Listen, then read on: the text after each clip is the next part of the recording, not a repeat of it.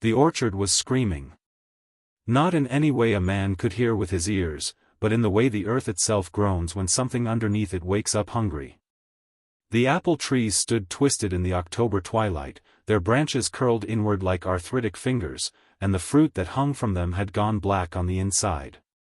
Split one open and you'd find not flesh, not seeds, but something that looked like wet coal and smelled like iron and rotting meat. This was outside a settlement called Defiance, Ohio, in the autumn of 1831, and the orchard belonged to a man most folks called Johnny Appleseed, though his Christian name was John Chapman, and he was dying. The local physician, a thin-lipped man named Garrett who'd been trained in Philadelphia and resented every mile west of it, stood at the orchard's edge with a handkerchief pressed to his nose. Behind him, 3 settlers held lanterns that cast jittering shadows across the diseased trees. One of them, a German immigrant named Klaus Brenner, kept making the sign of the cross and muttering prayers in a language that sounded older than German. "Never seen blight like this," Garrett said, though he was lying. He'd seen something similar once, in a medical text from the 1600s, in a chapter on plagues that the publisher had removed from later editions. "Whole orchards poisoned. Root and branch." "Where's Chapman?" asked another settler, a woman named Sarah Hutchins who'd buried 2 husbands and trusted nothing that came easy. "They found him 3 miles east, collapsed on the road. He's at the inn, fevered and talking nonsense about keeping the soil quiet." Garrett lowered his handkerchief. "He keeps asking if the trees are still standing." Klaus Brenner stepped forward, his lantern swinging. The light caught something on the nearest tree trunk, symbols carved into the bark, arranged in a pattern that looked almost like writing but wasn't any alphabet Garrett recognized. Below the symbols, the bark had split open, and something dark and fibrous pulsed underneath, like exposed muscle. "Mother of God," Klaus whispered. Sarah Hutchins picked up a fallen apple, black as a tumor. When she squeezed it, it collapsed inward with a wet sound, and a smell rolled out that made all of them gag. She dropped it quickly and wiped her hand on her skirt, but the stain wouldn't come off. It looked like old blood. "What in hell did Chapman plant here?" Garrett asked. But Klaus was backing away toward the road, his face gone white. "Not what he planted," he said quietly. "What he was keeping down." Later, when they searched the area around the dying orchard, they found Chapman's traveling pack hidden in a hollow log. Inside were the usual items, a Bible with passages underlined in languages that weren't English, packets of seeds, a tin cup, a small knife with a handle carved from apple wood. But they also found a journal, water-stained and falling apart, with entries that made no sense. The last entry was dated 2 days earlier. It read, "The Defiance orchard is failing. The roots are singing again. He's coming north, and he'll tear it open looking for profit. Funny thing, spend your whole life planting trees, only for one to try and bury you. If this is the end, let it be quick. The soil remembers everything, even the things we tried to forget." Below that, in a different hand, shakier, as if written in darkness, "It's awake." To understand what happened in Defiance, you have to go back 40 years and forget everything you think you know about Johnny Appleseed. Forget the barefoot wanderer with a pot on his head and a song in his heart. Forget the children's tales about a simple man who loved apples and God in equal measure.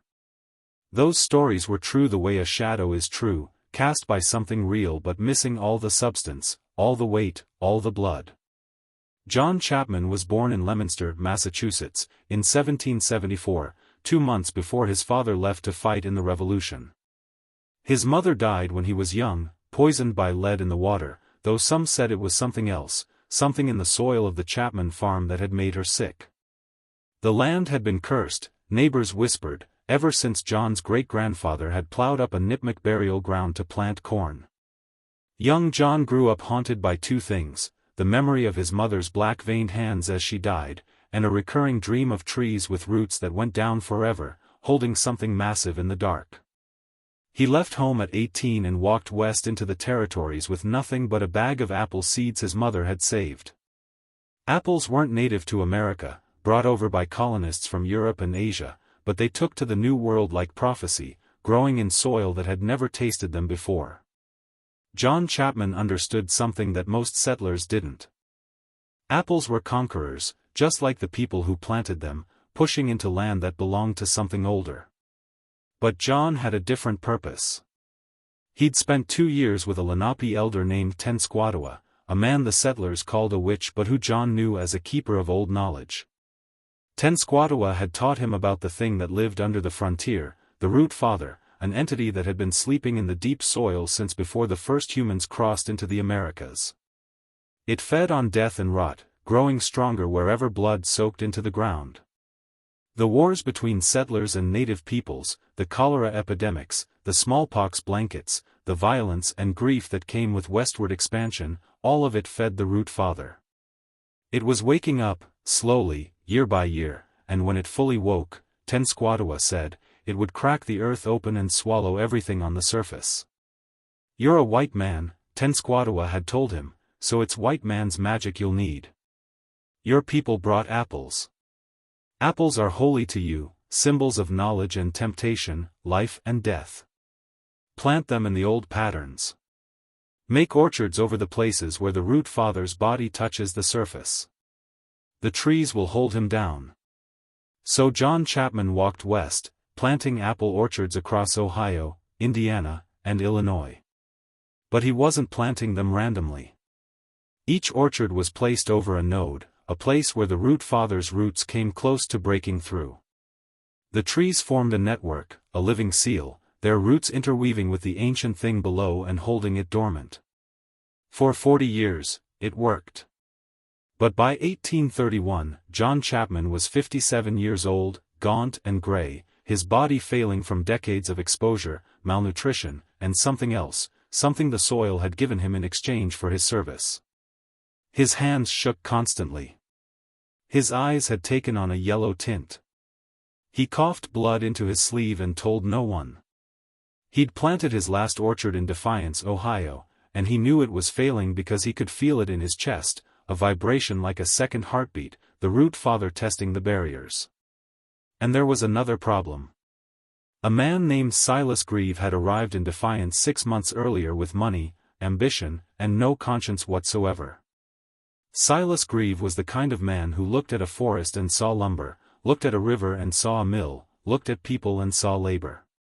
He'd made his fortune buying land from desperate settlers during the Panic of 1819, consolidating farms, and selling them back at triple the price.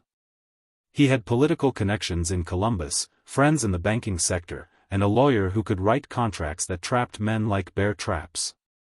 He was 42, handsome in a predatory way, with black hair swept back from a high forehead and eyes that never blinked as often as they should. He wore tailored suits even on the frontier and carried a silver-handled walking stick he didn't need.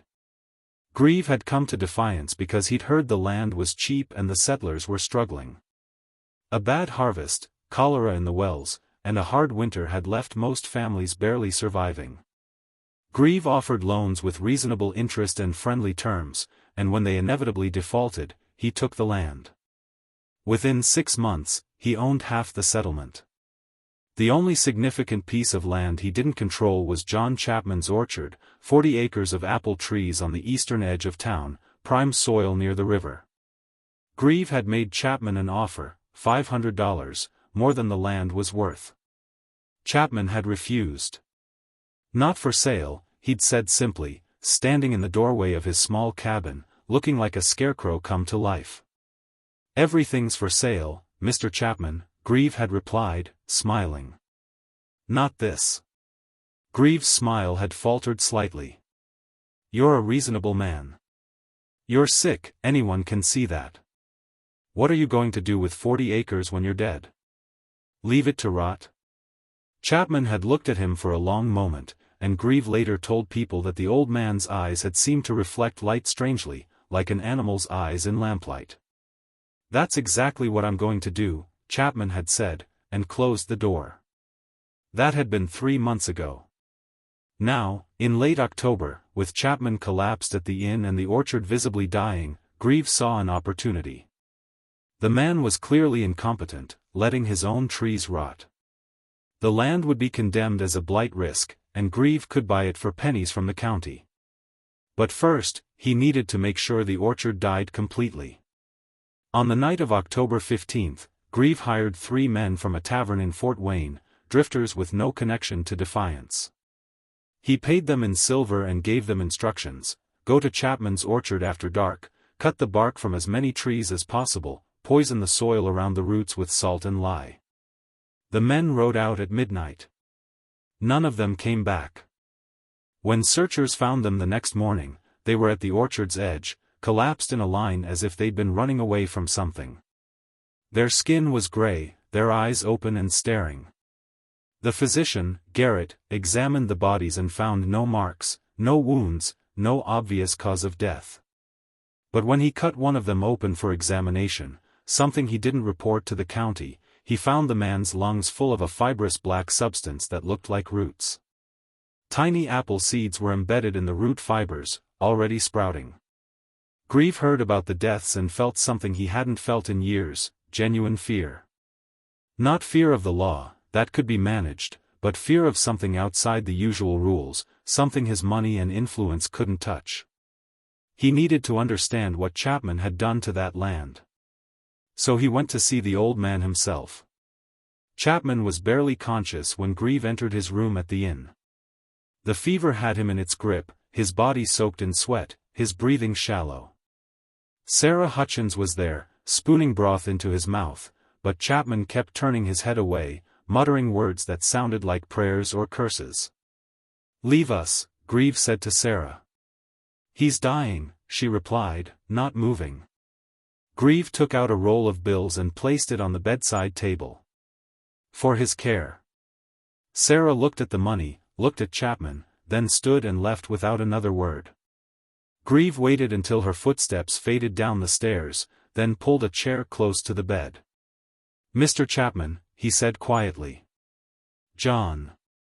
I need to know what's wrong with your orchard." Chapman's eyes opened, unfocused, yellow in the lamplight. His lips moved, but no sound came out at first. Then, hoarse and broken, "You want it to die." "I want the land," Grieve corrected. "The trees are already dying. Just tell me what's happening and we can both move forward." Chapman's hand moved weakly toward the bedside table, where his journal lay. Grieve picked it up, flipped through pages of cramped handwriting, sketches of root systems, symbols that looked like combinations of Christian crosses and older marks. "What is this?"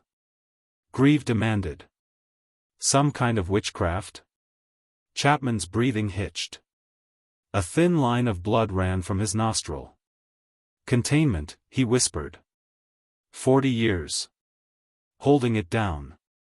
You don't understand what you're playing with. Then explain it to me." But Chapman's eyes had closed again, and his breathing had slowed to something barely perceptible. Grieve stood, pocketed the journal, and left the room. Outside, the October wind carried a smell like rotting fruit and freshly turned earth. Grieve walked back to his rented house on the other side of town, locked himself in his study, and began reading Chapman's journal by lamplight. At first, the entries seemed like the ravings of a lunatic: talk of singing roots, sleeping gods, patterns in the soil. But as he read deeper, cross-referencing dates and locations with maps of Ohio, Indiana, and Illinois, a pattern emerged. Chapman's orchards weren't random. They formed a geometric network spanning hundreds of miles, each one placed over what Chapman called a node. And in the margins of several entries, Chapman had written calculations, measurements of soil density, depth, and something else: vibration frequency. The ground was humming. Chapman had been measuring it for decades. And according to the journal's most recent entries, the humming was getting louder. Grieve closed the journal and sat in the darkness for a long time, thinking. He didn't believe in monsters or sleeping gods. He believed in profit and opportunity. If Chapman had found something valuable under that soil, something geological or mineral, and hidden it behind superstition and crazy talk, then Grieve would find it and own it. But first, he needed to get into that orchard at night, when no one was watching. He needed to dig. Guess the ground's more talkative than the neighbors, Grieve thought, and smiled to himself in the dark. The digging began 2 nights later. Grieve hired different men this time, not drifters but desperate settlers who owed him money, men with families and no choice. He promised them debt forgiveness in exchange for 1 night's work: excavate the center of Chapman's orchard, dig down 20 feet, and report what they found. He didn't tell them about the 3 men who'd died. They started at midnight, working by lamplight, their shovels biting into soil that felt strange under the blade, less like dirt and more like flesh, yielding and warm. By 2 in the morning, they'd dug down 8 feet. By 3, they'd hit something. Not rock. Not clay. Something else. It was a mass of roots, but roots unlike anything that grew in Ohio. They were thick as a man's thigh, black and slick, and they pulsed with a rhythm that matched a heartbeat. When one of the diggers touched them with his shovel, they contracted, pulling back into the deeper soil like muscles. The men stopped digging. "What in God's name is this?" one of them whispered. Before anyone could answer, the roots began to hum. It was a low sound, felt more than heard, a vibration that traveled up through the shovels and into the diggers' hands, up their arms, into their chests. One man dropped his shovel and staggered backward, clutching his head. Another fell to his knees, retching. The roots were moving now, uncoiling from the pit's walls, reaching upward toward the surface. The diggers ran. By dawn, Grieve had the report: they'd found something alive, something massive, something that shouldn't exist. He stood in his study, staring at Chapman's journal, and felt the pieces falling into place. The old man hadn't been planting orchards. He'd been building a prison. But for what? Grieve decided he needed more information, and there was only one other source: the native peoples who'd lived on this land before the settlers arrived. Most had been pushed west, but there were still a few families living on the outskirts of Defiance, tolerated but not welcomed. He found them in a camp by the river, 3 families of Shawnee who traded furs and did seasonal labor. The elder was a woman named Pale Morning, 60 years old with silver hair braided to her waist. She looked at Grieve with eyes that had seen every kind of white man and categorized him instantly. "You're the one who buys land," she said in English. Not a question. "I am. I'm here because I need to know about something under the soil. Something old." Pale Morning smiled, but there was no warmth in it. "Why would I tell you anything?" Grieve took out a pouch of silver coins. "Because I'll pay." She looked at the coins, then back at his face. "Money won't help you if you wake it up. So there is something." Pale Morning sighed and gestured for him to sit. The other families watched from a distance, silent and wary. She began to speak, and Grieve listened, and what he heard made his hands go cold. Before the Shawnee, before the Lenape, before any human people walked this land, there was the Root Father. It had no name in any human language, only descriptions: the thing beneath, the hungerer, the old growth. It was not a god, Pale Morning said, because gods could be bargained with, prayed to, appeased. The Root Father simply existed, feeding on death and decay, growing larger with every living thing that died and rotted into the soil. When the first peoples came to this land, they learned to avoid certain places where the ground hummed and nothing grew right. But then the white settlers arrived, bringing war and disease, and the Root Father fed on it all. It began to wake. The tree planter understood, Pale Morning said. He came to us, to the Lenape elders, and they taught him the old ways. He made a binding, using your people's sacred tree, the apple. It worked, for a time. But bindings don't last forever, and neither do the men who make them. So if the orchards die, it wakes up. And it's hungry. Grieve stood. How do I kill it? Pale Morning laughed, a sound like wind through dead trees. You can't kill it. It's not alive the way you understand life. It's a process, a function of the earth itself. Chapman didn't kill it. He contained it.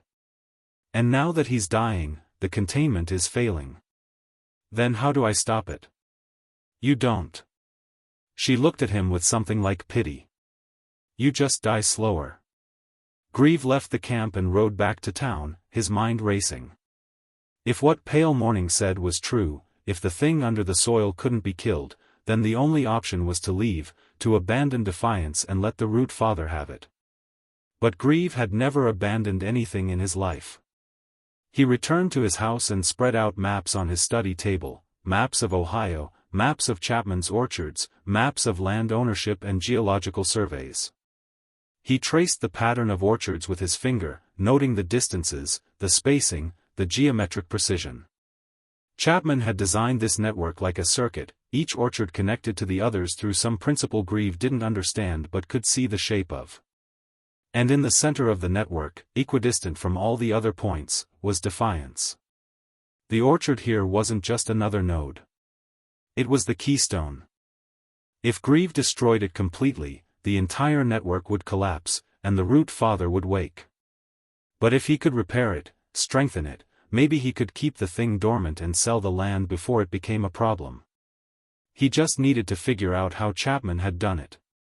He spent the next 3 days going through Chapman's journal page by page, decoding the symbols, cross-referencing them with books he ordered from Columbus and Cincinnati, agricultural texts, surveying manuals, even a grimoire he bought from a traveling charlatan who claimed it was Puritan witchcraft. And slowly, impossibly, it started to make sense. Chapman hadn't just planted trees. He'd planted them in specific patterns based on sacred geometry, old-world symbols that appeared in medieval architecture and even older traditions. The orchards formed a web of intention, a living sigil that pressed down on the Root Father's body and kept it dormant. But the Defiance orchard was dying because Chapman himself was dying. The trees were tied to him somehow, bound to his life force.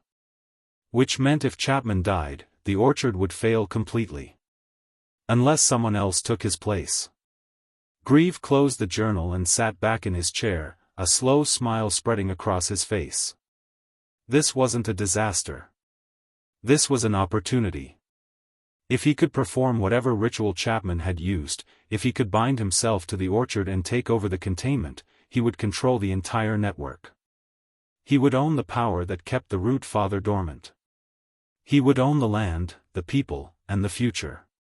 All he needed was for Chapman to tell him how. He went back to the inn that night. Chapman was still alive, barely, attended by Sarah Hutchins and the physician Garrett. Grieve waited until they stepped out for supper, then locked himself in the room with the dying man. "John," he said, leaning close. "I know what you've been doing. I know about the Root Father. I know about the orchards. And I know you're dying." Chapman's eyes opened, glassy with fever. "I want to take your place," Grieve continued. "I want to bind myself to the network. Tell me how." Chapman's lips moved. His voice was barely a whisper. "Can't." "Why not?" "Not about wanting. About sacrifice. About giving. You've never given anything in your life." Grieve's jaw tightened. "I'll give whatever it takes." Chapman coughed, a wet, rattling sound. Blood flecked his lips. "No. You'll take. That's all you know. And the Root Father knows the difference. You're lying to protect your precious orchards. I'm dying to protect them." Chapman's hand moved weakly, gripping Grieve's wrist with surprising strength. "You dig in that soil, you break the seal, and it won't just kill you. It'll kill everyone. The whole settlement. The whole valley. It'll spread like fire through the network, breaking every orchard I've planted. 40 years of work, gone. And the Root Father will rise." Grieve tried to pull his hand away, but Chapman held on. "Please," the old man whispered. "Let me die. Let the orchard die quietly. It'll hold for another season, maybe 2. Long enough for people to leave. Long enough for—" But he didn't finish. His grip loosened. His eyes closed. Grieve stood there for a long moment, looking at the dying man, feeling something unfamiliar twist in his chest. It might have been guilt, but he crushed it down quickly. He left the room and walked out into the October night. The wind smelled like apples and rot. Suppose a man can plant a tree, Grieve thought, but he can't choose what grows beneath it. 3 days later, John Chapman died. He went quietly, in the early morning, with Sarah Hutchins holding his hand and whispering prayers he probably couldn't hear. His last words, according to Sarah, were, "The roots remember." They buried him in a simple grave at the edge of his orchard, no marker, no ceremony. A dozen settlers attended, people he'd helped over the years, people who remembered him as a kind of strange man who'd asked for nothing and given apples. Silas Grieve attended as well, standing at the back, watching the first shovelful of dirt hit the coffin. And in that moment, the orchard screamed. Not a sound, but a feeling, a vibration that rippled through the ground and up through everyone's feet, into their bones. The apple trees shuddered, their branches whipping in a wind that hadn't been there a second before. Fruit fell from the branches, splitting open on impact, and from each split apple came not juice but something dark and viscous that steamed in the cold air. The settlers backed away. Sarah Hutchins crossed herself and ran. Only Grieve remained, standing at the grave, watching the trees. He could feel it now, the thing Chapman had warned him about. It was waking up. The ground beneath his feet was warm. That night, Grieve assembled every man in Defiance who owned a shovel and promised them gold. 20 men showed up, desperate or greedy or both. He led them to the orchard and pointed to the center, where the ground had split open, revealing a pit that hadn't been there before. "Dig," he ordered. "Dig until you find it." "Find what?" one of them asked. "Whatever's down there." They dug. The soil came up black and wet, steaming in the lamplight. 10 feet down, they hit the roots again, the massive black roots that pulsed like arteries. But this time, the roots were moving on their own, coiling and uncoiling, reaching toward the surface. One of the diggers screamed and dropped his shovel. A root had wrapped around his ankle, tightening, dragging him toward the pit. 2 other men grabbed him and pulled, and the root released with a wet snap, leaving his ankle bruised black. The men backed away from the pit. "Keep digging," Grieve shouted. "To hell with you," one of them said, and the others agreed. They dropped their shovels and ran, leaving Grieve alone with his lamps and his ambition. He stood at the edge of the pit, looking down into darkness that seemed deeper than 20 feet, deeper than anything natural. The roots moved in the lamplight, writhing, and from somewhere far below came a sound like breathing, slow and patient. Grieve picked up a shovel and jumped into the pit. He dug alone, feverish with need, throwing soil up and out, going deeper. The roots pulled back from his shovel as if afraid of it, or perhaps just curious, watching him work. 30 feet down. 40. The walls of the pit were lined with roots now, completely, a tunnel of pulsing black flesh leading down into the earth. And then his shovel hit something solid. He cleared away the soil and found it, a surface like bark but cold as stone, covered in symbols that matched the ones in Chapman's journal. It curved away in all directions, impossibly large. This wasn't a root. This was skin. He'd found the root father's body. Grieve knelt and pressed his hand against the surface. It was warm, alive, and beneath it he could feel movement, something vast shifting in sleep. His hand came away covered in a black sap that smelled like iron and honey. And in that moment, he understood Chapman's warning. This thing wasn't contained by the orchards. It was tolerating them, allowing them to exist, because it fed on what they represented, the slow patient growth, the cycle of life and death, the rot that fed new growth. The orchards were a conversation, a relationship between Chapman and the thing beneath, and Chapman had maintained that relationship through sacrifice, through giving his life to the trees year after year. Grieve had given nothing. And the root father knew. The surface beneath his hand cracked open, and something reached out. It wasn't a hand, wasn't an appendage, just a tendril of root-like flesh that wrapped around Greaves' wrist and pulled him down, through the bark skin, into the body of the thing beneath. He tried to scream, but his mouth filled with soil and roots, choking him, filling him. He was inside it now, inside the Root Father's body, and he could see/feel/understand what it was, not a monster, not a god, but the earth itself made conscious through eons of death and decay. Every living thing that had ever died and rotted into this soil had become part of it, their memories and hungers absorbed, layered, compounded. It was America's shadow, the cost of conquest, the rot beneath the growth. And it was hungry. It showed him what would happen if it woke fully, the roots spreading through the soil like cracks in ice, faster than fire, breaking through every orchard Chapman had planted. Trees splitting open from the inside. The ground itself tearing apart, releasing clouds of spores that would infect every living thing, turning them into extensions of the Root Father's body. A plague of growth, of too much life, consuming everything until the entire frontier was one vast organism of rot and hunger. Grieve tried to fight, tried to pull himself free, but the roots held him suspended, digesting him slowly, learning him. And then, impossibly, he felt hands on his shoulders, pulling him back. Up. He emerged from the pit gasping, covered in black sap, his eyes wild. Chapman stood over him, gray and translucent in the moonlight, clearly dead but somehow present, holding Grieve's shoulders with hands that felt like mist. "You saw," Chapman's ghost said. "Not a question." Grieve nodded, unable to speak. "Then you understand. This isn't about ownership. It's about balance. I've been feeding it my life for 40 years, keeping it satisfied enough to sleep. But I'm done now. Dead. And it needs a new arrangement. I can't," Grieve started, but Chapman cut him off. "Not you. You're a taker. But you can still help. You can make it right."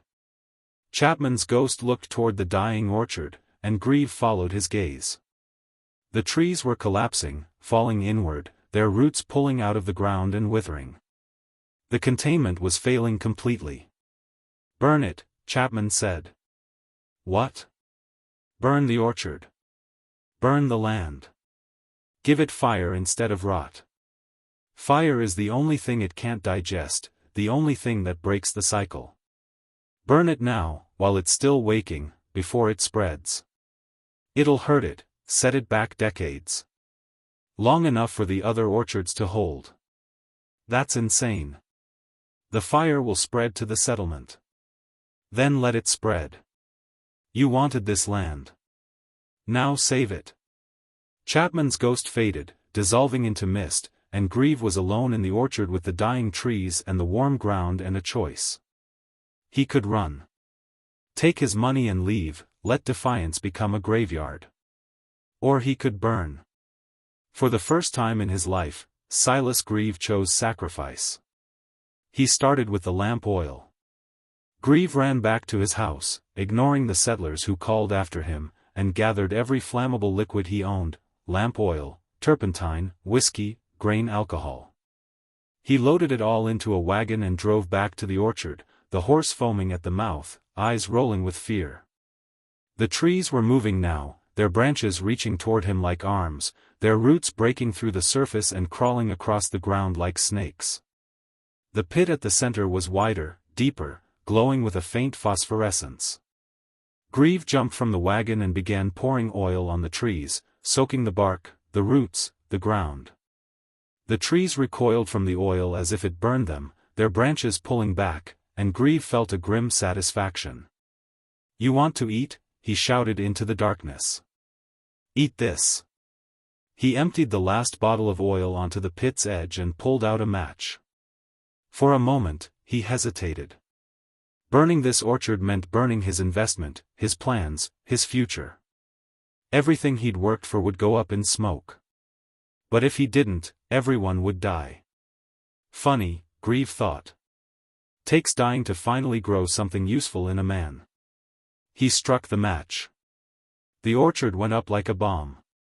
Fire raced through the oil-soaked trees, climbing the branches, spreading from tree to tree faster than Grieve could run. He sprinted toward the road as the heat chased him, the flames roaring like a living thing, and behind him he heard something else, a sound like a scream but deeper, coming from the ground itself. The Root Father was burning. The settlers saw the fire from town and came running with buckets, but Grieve stopped them at the road. "Let it burn," he shouted. "Let it all burn." They thought he'd gone mad, but when they saw the things moving in the flames, the shapes that weren't trees or animals but something else, something wrong, they backed away and let the fire take its course. The orchard burned all night. By dawn, it was ash and charred stumps. The pit at the center had collapsed, filled with smoking debris. The ground was cold again, silent, and the smell of smoke masked the rot. Grieve stood at the edge of the burned land, covered in soot and ash, and felt something strange, relief. Not joy, not triumph, just the simple relief of being alive. Sarah Hutchins approached him cautiously. "What was that?" she asked. "What did we just see?" "A mistake," Grieve said quietly. "One I helped make worse." He looked at the ruins of the orchard, at Chapman's unmarked grave at the edge of the burn zone. But he fixed it. Even dead, he fixed it. Over the following weeks, Grieve did something no one in Defiance expected: he forgave debts. Not all of them, but enough. He sold back land at fair prices. He funded the digging of new wells and the building of a proper church. He became, if not generous, at least less cruel. People noticed but didn't comment. Frontier life made philosophers of everyone eventually. One night, months later, Grieve was going through Chapman's journal one last time before burning it. On the last page, in Chapman's handwriting, was an entry he hadn't noticed before. "To whoever reads this after I'm gone, I know you probably tried to dig. I know you probably woke it up. I know you're terrified. Good. Fear means you're paying attention. The Root Father can't be killed, but it can be negotiated with, fed, kept sleeping. I did it with apples and patience. You'll have to find your own way. But remember this, it feeds on death and rot, yes, but also on greed, on taking without giving. Want to keep it sleeping? Give more than you take. Build more than you destroy. It's that simple and that hard. Good luck." Below that, in a different hand, shakier, clearly written by Chapman as he died. "P.S. The land remembers everything. Make sure you're worth remembering." Grieve closed the journal and threw it into his fireplace. He watched it burn. 20 years later, a surveyor working for the state of Ohio came across the ruins of an old orchard outside Defiance. The trees were long dead, burned or rotted away, but the spacing was peculiar, geometric. He noted it in his report but thought nothing of it. 50 years later, a historian researching frontier legends found references to John Chapman in several journals and diaries, but the stories didn't match the folklore.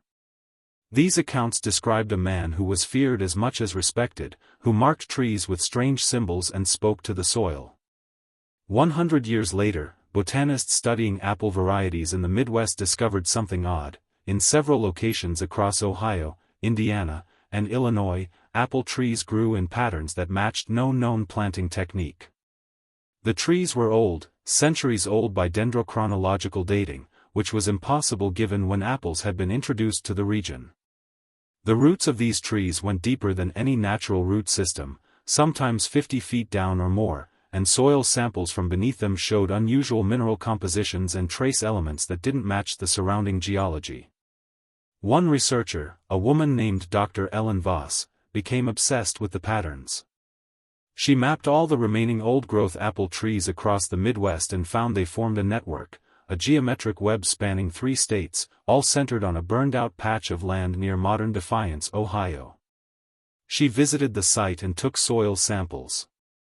The lab results came back showing the soil contained organic compounds that were biologically impossible, proteins that couldn't form naturally, cellular structures that didn't match any known organism. When she tried to grow cultures from the samples, nothing grew. The soil was sterile. But at night, when she was alone in her lab, she could swear she heard the samples humming.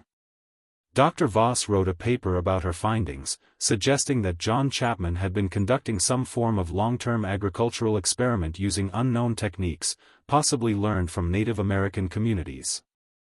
The paper was published in an obscure journal and largely ignored. But sometimes, late at night, Dr. Voss would look at her maps and wonder what Chapman had really been doing. What had he been so afraid of? What had he been keeping down? She never found answers, but she did notice something strange. Every few years, somewhere in the Midwest, an apple orchard would fail suddenly and completely. The trees would rot from the inside, the soil would go sterile, and people would abandon the land. And in those places, if you listened carefully at night, you could hear the ground humming. In the town archives of Defiance, filed under miscellaneous historical documents, there's a folder labeled Grieve Estate Materials. Inside is a letter written by Silas Grieve shortly before his death in 1853. The letter was addressed to no one and found sealed in his desk. It reads, "To whomever finds this, I am Silas Grieve, and I once tried to own something I didn't understand. I failed. The man who did understand, John Chapman, is buried under ashes and forgotten by everyone except me. He saved us all, and no one knows it. I've spent 20 years trying to make up for what I almost destroyed. I've built schools and churches. I've helped families. I've given when my instinct was to take. But I know it's not enough. Nothing will ever be enough. Because I've seen what's underneath, waiting. And I know that someday, when the last of Chapman's trees finally dies, when the last of his patterns fades from the earth, it will wake up again. Maybe not in my lifetime.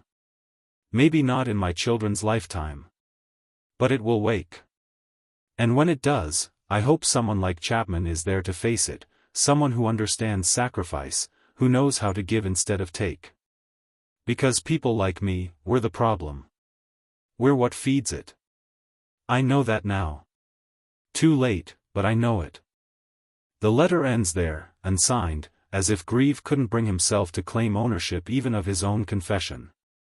And in the soil beneath Defiance, Ohio, 40 feet down in the cold dark earth, something massive and patient continues to sleep, dreaming of apples and ashes, waiting for the orchards to fail, waiting for the binding to break, waiting for the day when someone digs too deep and wakes it up hungry. The roots remember everything. And they're growing, slowly, year by year, reaching toward the surface through cracks in the containment, feeding on a nation built on blood and greed and good intentions gone wrong. They remember the man who held them down with apples and faith. They remember the man who almost set them free with fire and fear. And they're waiting to see which kind of person comes next. Because America keeps digging, always digging, looking for gold or oil or space to build, tearing into the earth without asking what might be living underneath, what might be listening, what might wake up if disturbed. John Chapman knew this. He spent his life trying to teach it, but lessons written in apple trees rot away faster than lessons written in stone. So the orchards fade. The patterns break. The soil grows warm. And somewhere in the Midwest, in abandoned fields and forgotten towns, apple trees split open from the inside and fall, and the ground beneath them hums with something old and hungry, something that remembers when this land belonged to the soil and the roots and the endless patient dark. Something that knows, with the certainty of earth and time, that eventually all things rot. Even legends. Even heroes. Even the stories we tell ourselves to pretend we're not afraid of what grows in the ground beneath our feet, singing its ancient song, waiting for the harvest. The end.